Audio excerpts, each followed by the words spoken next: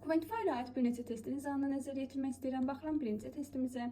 Baxın uşaqlar, əgər iki isim yanaşı işlənibdirsə, deməli biz ikinci ismə əsas baxmalıyıq. Quantify-ımız ikinci ismə aid olacaqdır. Burada resist ikinci ismimiz və sayıla bilən cəm isimdir. Many də sayıla bilən cəm isimlərlə işlənir, deməli düzgündür. Baxıram yenə iki isim yanaşı işlənibdir. Vegetable soup. Yenə də biz ikinci ismə əsas baxmalıyıq. Sayıla bilməyən tək isimdir. A few isə sayıla bilən cəm isimlərlə işlənir. Deməli olmaz. Baxıram üçüncü testimizə. Cleaning powder. İki isim yanaşı şərtdir. Powder toz deməkdir, təmizləyici toz. Toz sayıla bilməyən tək isimdir. Deməli, little da sayıla bilməyən tək isimlərlə işləndiyi üçün düzgündür. Sonra yenə art teacher. Teacher müəllim sayıla bilən isimdir, təkdədir. A few isə sayıla bilən cəm isimlərlə işlənir. Ona görə də deməli, teachers olsaydı olardı. Daha sonra baxıram 5-ciyə. Much work experience. Experience, work experience iki isim yanaşı gəlibdir.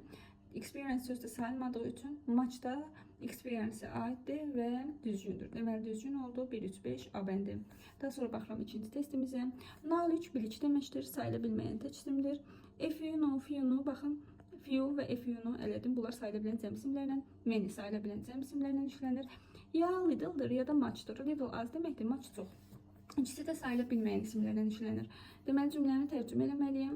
Lisa has knowledge about this topic because she has read. Çünki oxuyubdur. Deməli, oxuyubdursa onun çox biliyi var bu mövzu haqqında, az biliyi var deməliyik. Deməli, cavabımız olduğu deməlidir.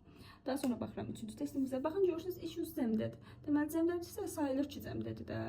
Sayılmayan isimlər zaten cəmlənə bilmir ki. Deməli, sayılmayan isimlərlə little işlənir, a little işlənir və bir də much sayılmayanlarla işlənir. Onları elədim. A lot zərfdir, feylə aiddir. Deməli, burada a lot of olsaydı düzgün olardı. Düzgün cavabımız oldu B bəndi. Baxaq dördüncü testimizə. Tomato juice. Görürsünüz, iki isim yanaşı işlənibdir. Juice sayıla bilməyən isimdir. Little da juice aiddir. Sayıla bilməyən isimlərlə işlənir. Düzgündür. Only'dən sonra article birləşmə olmalıydı. Yanlışdır. Yenə də only'dən sonra article birləşmə olmalıydı. Yanlışdır. Very little oil. Oil sayılmayan isimdir. Little da sayılmayan isimlərlə işlənir. Düzgündür. Cavabımız oldu 1, 4, yəni E bəndi. Bu qədər.